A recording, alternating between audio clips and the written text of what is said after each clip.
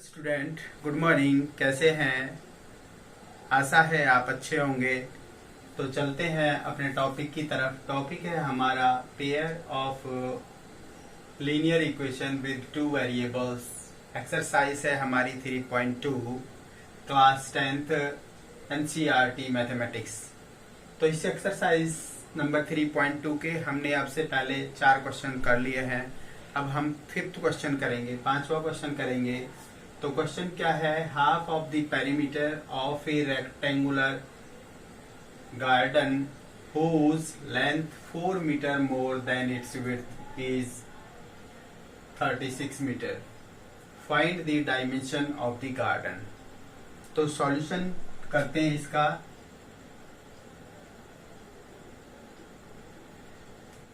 Half of the perimeter of A rectangular garden. तो मान लेते हैं हमारा ये गार्डन है इस टाइप का। अब इसकी लेंथ और ब्रेड्थ मान लेते हैं हम। मान लीजिए ये x इसकी लेंथ है, y इसकी ब्रेड्थ है मीटर्स में। तो इसका हाफ पेरीमीटर बनेगा x प्लस वाई, राइट। पूरा पेरीमीटर लें तो एक x ये 2x और 2y, 2x प्लस 2y बनेगा पेरीमीटर। तो जो पेरीमीटर हाफ पेरीमीटर बनेगा वो होगा x प्लस वाई, राइट। तो चलते हैं लेट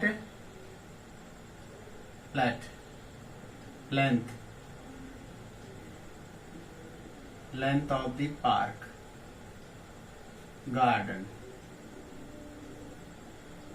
गार्डन की लेंथ मान ली हमने x metre and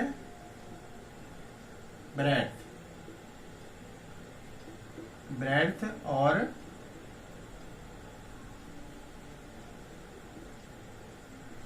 y metre, right. अब क्या कह रहा है? हाफ पेरीमीटर का मतलब है x plus y is equal to 36। According to question x plus y is equal to 36। First equation होगी। सेकंड में वो क्या कह रहा है? सेकंड में कह रहा है कि half of the perimeter of A rectangular garden whose length is 4 meter than its width। Width से लेंथ जो है 4 मीटर है। इसका मतलब 4 मीटर फालतू है। इसका मतलब क्या है? ये 4 मीटर ज्यादा है इससे। तो इसका मतलब क्या है? इसका मतलब ये हुआ कि x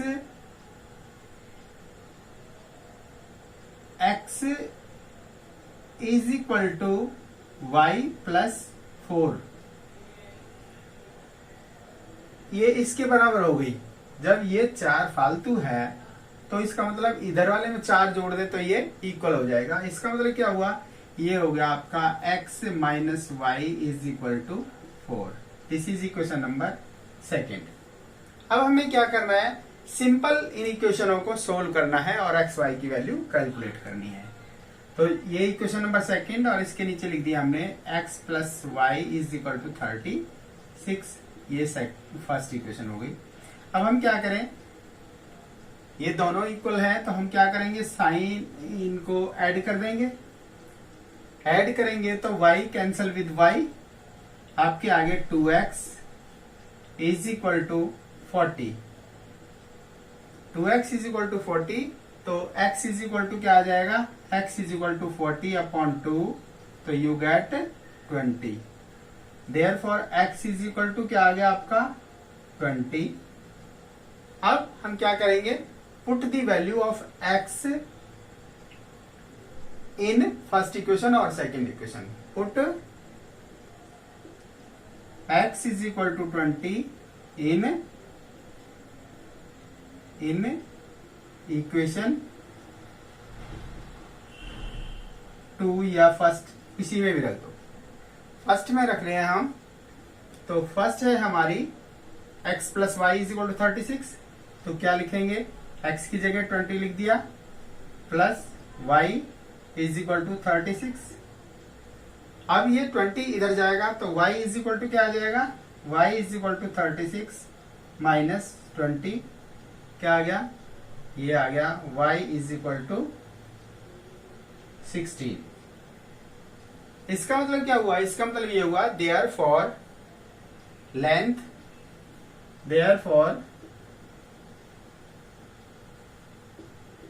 of garden is equal to 20 metre and breadth और विड्थ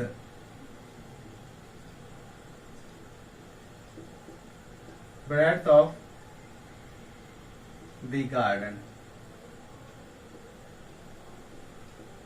ये हो गया आपका 16 मीटर। तो इस टाइप से हमने ये क्वेश्चन कंप्लीट कर लिया है हमारा क्वेश्चन नंबर 6। क्वेश्चन नंबर 6 में क्या है, give the linear equation 2x plus 3y minus 8 is equal to 0. Write another linear equation such that the geometrical representation of the pair show formed. Number 1 intersecting line, number 2 parallel lines, number 3 coincident lines. तो हमें ये second equation लिखनी है कब, number 1 intersecting line हो। तो intersecting line जब हम उसकी कंडीशन जानेंगे इंटरसेक्टिंग लाइन की, तब हम बता सकते हैं कि सेकंड इक्वेशन क्या होगी। तो फर्स्ट पार्ट है फॉर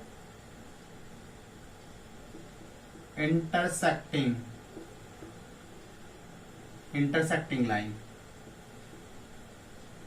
इंटरसेक्टिंग लाइन के लिए क्या कंडीशन है, a1 upon a2 is not equal to b1 upon b2। यदि ये कंडीशन फॉलो करती है तो लाइंस आर इंटरसेक्टिंग। तो हमारे पास जो फर्स्ट इक्वेशन है वो दी हुई है, फर्स्ट इक्वेशन दी हुई है 2x plus 3y minus 8 is equal to 0। ये फर्स्ट इक्वेशन है हमारे पास। तो हमें क्या करना है, हमें जो सेकंड इक्वेशन बनानी होगी, ये बना दी। सपोज कीजिए हमने x और यहां पर y लिख दी और यहां पर लिख दिया कोई नंबर और ये इज इक्वल टू 0 के बराबर कर दिया। तो हमें क्या करना है, a1 यहां पर है 2, तो a2 को हम कुछ भी मान सकते हैं, 3 4। सपोज कीजिए हमने यहां पर मान लिया ये 4 मान लिया, ठीक है। तो हमारी a1 बाई a2 की वैल्यू क्या आ जाएगी, यहां पर a1 बाई a2 की जो वैल्यू आएगी वो आएगी 2 अपॉन 4। यहां से हम इनको काटें तो ये आ जाएगी हमारी 1 बाई 2। अब इसके बाद में जो सेकंड वन है, y के जो कॉफिशेंट है वो 1 बाई 2 के बराबर नहीं आने चाहिए।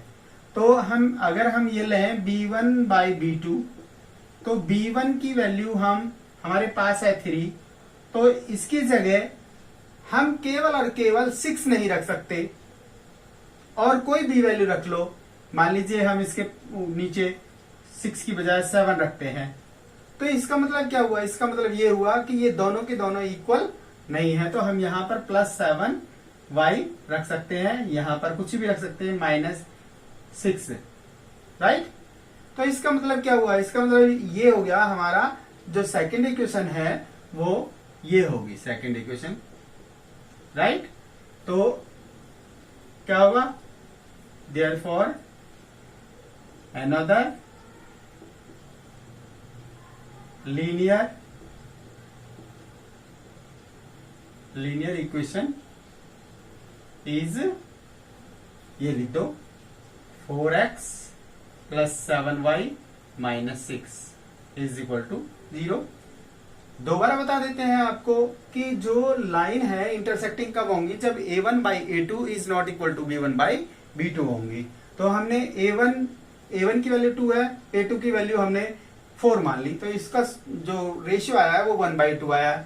तो हमें b1 बाई b2 को ऐसा रखना है जो 1 बाई 2 ना आए। अब अगर हम यहाँ पे 6 रख देते तो 1 बाई 2 आ जाता, 6 से कट जाता, 3 1/2 आ जाता, लेकिन हमने 7 रखा है, इसलिए क्या हुआ है, इसलिए ये जो कंडीशन है वो फुलफिल हुई। अतः जो है हमारी लीनियर जो इक्वेशन हुई सेकंड, वो 4x प्लस में 7y माइनस 6 हुई।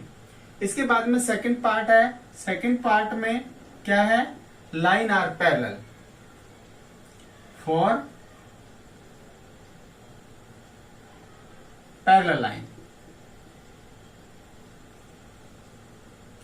Parallel line. पैरेलल लाइन के लिए क्या होगा, पैरेलल लाइन के लिए ये होगा कि a1 by a2 is equal to b1 by b2 but not equal to c1 by c2। तो इसके लिए क्या कंडीशन होगी, a1 by a2 is equal to b1 by b2 but not equal to c1 by c2। अब यहां पर हमारे पास फर्स्ट इक्वेशन गिवन है। फर्स्ट इक्वेशन में दे रखा है 2x plus 3y minus 8 is equal to 0, ये फर्स्ट इक्वेशन होगी। अब हमको सेकेंड इक्वेशन ऐसी रखनी है जिससे कि a1 बाई a2 का रेशियो b1 बाई b2 के बराबर आ जाए। यहाँ पे क्या करें, हम ऐसे कह सकते हैं, ऊपर वाले को हम दो से मल्टीप्लाई करके लिख दें x और y के कोफिशिएंट को।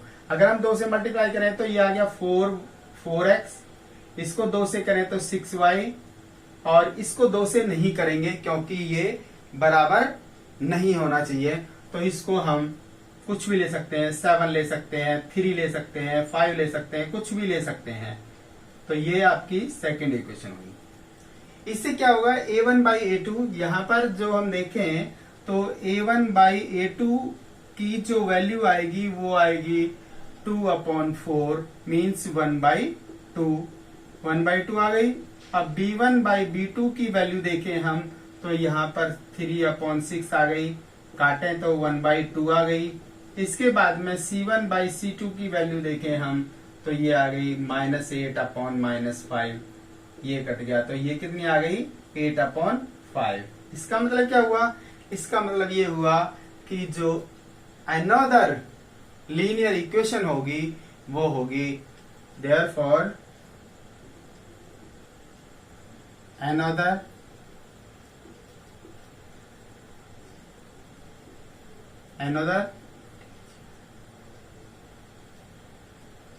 linear equation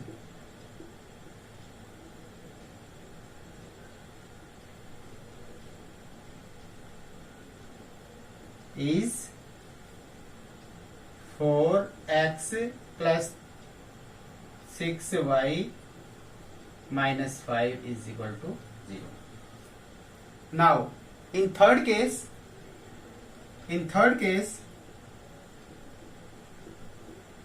में क्या है, थर्ड केस में है coincident line for coincident line. Coincident line कब होंगी, जब एक लाइन उसी लाइन के ऊपर आए, एक लाइन के जो पॉइंट्स हैं वो उसी लाइन के ऊपर आए दूसरी के भी। तो इसका मतलब क्या हुआ, इसका मतलब ये हुआ, इसकी कंडीशन होगी a1 by a2 is equal to b1 by b2 is equal to c1 by c2। अब हमारे पास जो इक्वेशन दी हुई है वो फर्स्ट इक्वेशन जो दे रखी है वो है हमारी 2x plus 3y minus 8 is equal to 0, ये हमारी गिवन इक्वेशन है। अब हमें क्या करना है, ये तीनों के रेशियो इक्वल होने चाहिए। तो इक्वल कैसे होंगे, जो दूसरी इक्वेशन बनाएंगे हम वो फर्स्ट वाली को या तो 3 से मल्टीप्लाई कर दो सारी को, या 4 से कर दो, या 5 को से कर दो, या 6 से कर दो, किसी से भी एक नंबर से मल्टीप्लाई करके नीचे लिख दो, वही सेकंड इक्वेशन होगी। तो मान लेते हैं हम इसको 4 से मल्टीप्लाई करते हैं। 4 से मल्टीप्लाई करें हम तो 4 2 जा 8x, 4 से करें तो 4 3 जा 12y, और 4 से करें तो 32 और is equal to 0।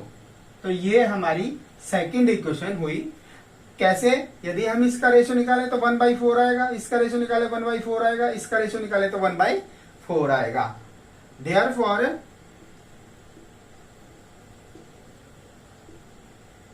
another linear equation is 8x plus 12y minus 32 is equal to 0। Right बच्चों, इस टाइप से हमने ये आपको आज 2 क्वेश्चन करवाए हैं, 5th और 6th। पहला था पेरीमीटर का, दूसरा क्वेश्चन था एक इक्वेशन दे रखी है लीनियर, आपको दूसरी इक्वेशन प्रिपेयर करनी थी किस टाइप से कि वो जो है ये कंडीशन फुलफिल करे पैरेलल के लिए भी,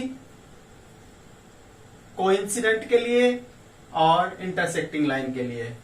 तो इन ब्रीफ इंटरसेक्टिंग लाइन के लिए a1 by a2 is not equal to b1 by b2, ये कंडीशन होती है। दूसरी पैरेलल लाइन के लिए a1 by a2 is equal to b1 by b2 but not equal to c1 by c2 होता है। और थर्ड कंडीशन के लिए कोइंसिडेंट के लिए a1 by a2 is equal to b1 by b2 is equal to c1 by c2 के बराबर होती है। तो इस टाइप से बच्चों ये क्वेश्चंस आपकी समझ में आ गए होंगे। यदि फिर भी किसी को कोई डिफिकल्टी है तो वो कमेंट सेक्शन में जाके अपनी डिफिकल्टी पूछ सकते हैं और चैनल को सब्सक्राइब करना ना भूलें। थैंक यू बच्चों।